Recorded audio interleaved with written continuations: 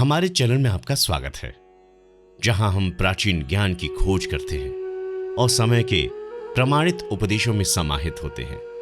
आज की वीडियो में हम भगवत गीता के पवित्र श्लोकों के माध्यम से एक परिवर्तनात्मक यात्रा पर निकलेंगे, जो भगवान श्री कृष्ण के महान उपदेशों को समेटती है। भगवत गीता महाभारत युद्ध के बीच में प्रकट होती है, जहां अर्जुन अपने कर्तव्य के मोह में और उथल पुथल में अपने आप को पाता है।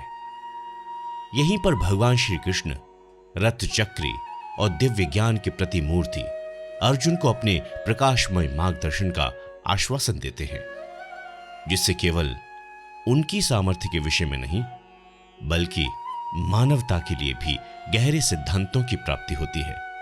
आज भी भगवत गीता के उपदेश उतने ही प्रासंगिक हैं, जो सही जीवन जीने का मार्ग दिखाते हैं और अनमोल मार्गदर्शन प्रदान करते हैं। गीता के ज्ञान को अपनाने से हमारे जीवन में अद्भुत विकास होता है और हम सच्ची समृद्धि को प्राप्त कर सकते हैं। तो चलिए आज इस वीडियो में जानते हैं कि जीवन में समस्याओं का कारण क्या है। गीता के अनुसार गलत सोच ही जीवन की एकमात्र समस्या है, वहीं सही ज्ञान ही हमारी सभी समस्याओं का अंतिम समाधान है। श्री कृष्ण कहते हैं, मनुष्य को अपने मन पर विश्वास नहीं करना चाहिए, क्योंकि ये बार बार मनुष्य को दगा देता है। मन के बजाय कर्म पर ही केंद्रित करना परम कर्तव्य है। गीता में श्री कृष्ण कहते हैं कि प्रेम ही जीवन का आधार है। जिसके जीवन में प्रेम है, सिर्फ उसी के जीवन में शांति है, क्योंकि शांति प्रेम में ही निहित है। अगर जीवन में प्रेम नहीं है तो बहुत कुछ पा लेने के बावजूद संतुष्टि नहीं मिलती, और यही हमारी समस्या का कारण बन जाता है।